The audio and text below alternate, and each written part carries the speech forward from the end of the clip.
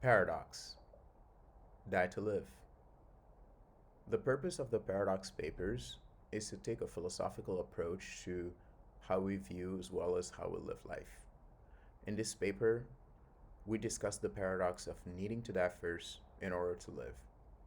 To go about this, we're going to elaborate on the basis of the following three statements. Number one, we all wish to live and not just to survive. Number two, when we die, we don't know we're dead. And number three, death does not mean our life ends. The first statement tries to explain the difference between surviving and living.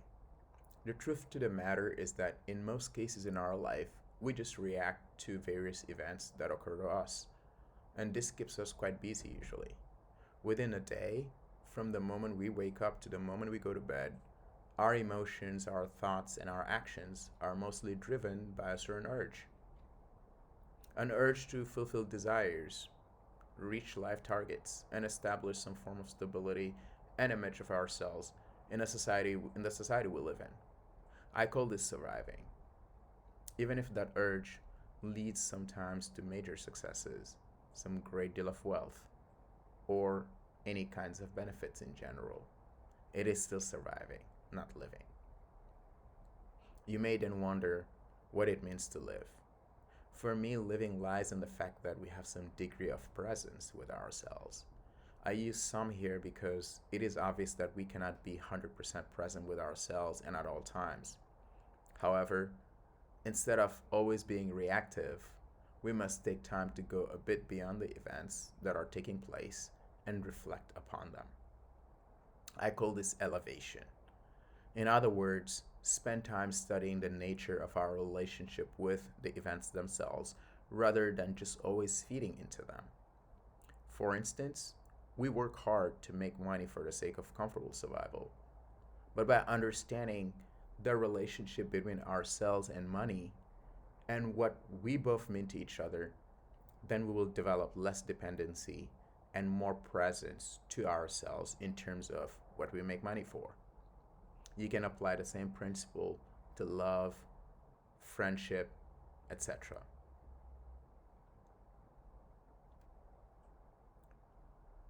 So the key takeaway here is surviving is to live in reaction to things that happen to us, whereas living is to better understand how we actually relate to the things that happen to us.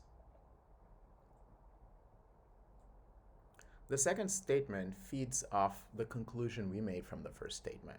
In reality, death is most likely the sole reason behind the urge we have mentioned above, yet it is extremely subtle.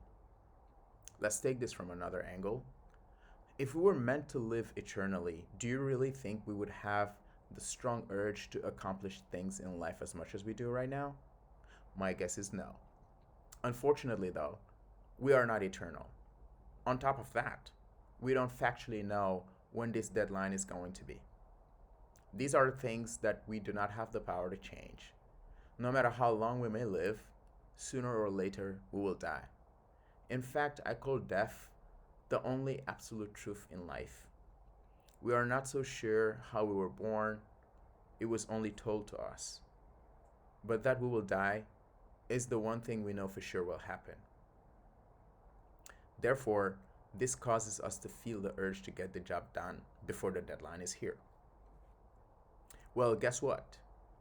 This is yet another form of survival, as we are living in reaction to the idea that we're going to die. And very much understandable.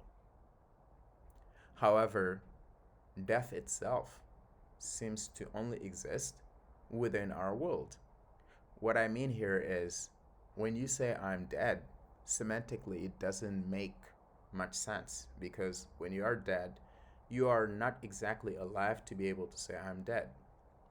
Nobody really declares their own death. Only the people left in this world will be able to tell in their terms that you are dead. The paradox here is that it seems we are kind of forced to live and forced to die. At the same time, all we know is this life here. So, how about we live it? And thus, once again, meaning to better understand how we relate to death. In other words, trying to study the nature of our relationship with death. Some may see death just like the absence of consciousness, like sleeping.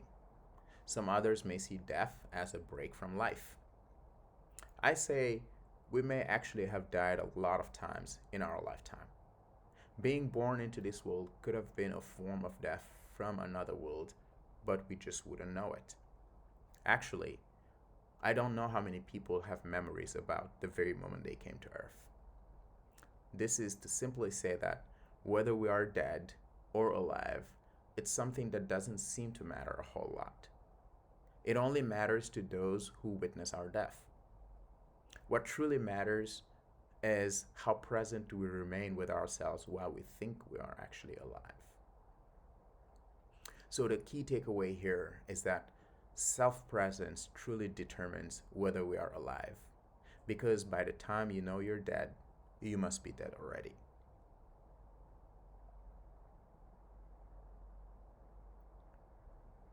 The third statement is meant to show that life in general can be taken as a continuity. Dying and living are not necessarily in conflict with each other, although biologically speaking, this is quite wrong to say. From a philosophical angle, nevertheless, the fact that we live implies that not only there will eventually be some form of legacy that we naturally live in this world, but also there is a 50% chance that we will continue to have a life somewhere else. And this essentially speaks to the value we attach to our life.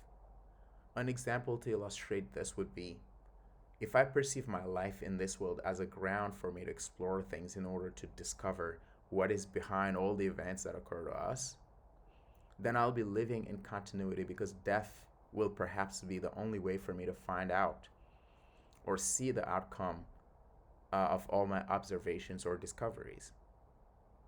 In fact, I'm sure there's this moment in our life when we must have all asked ourselves, what is the point of living? Well, maybe the answer to this question is not something we're supposed to find out while we're alive. Maybe the answer to the question, where were we before we were born, is literally being answered as we're living right now. Who knows? Essentially, by living vertically, meaning giving life certain attributes like age, from 0 to X years old, we're viewing life as something that has a start and an end. Nonetheless, what I'm trying to touch on here is the horizontal angle of it, where living 5 years, 30 years, 60 years, or 90 years could all carry the same value in terms of continuity. The before I was born, the while I'm alive, and the after I die could all be parts of one continuous process. The moment we start developing such an approach, it becomes quite intuitive to conceive life, our desires, our goals, philosophically differently. So the key takeaway here is life and death, rather than being a beginning and an end, are perhaps transition gates to a continuous process. In conclusion, dying to live means that by killing the idea that death is an end to life, we have a pretty good chance of starting to build a healthier approach to both life and death, therefore to actually live. Thank you.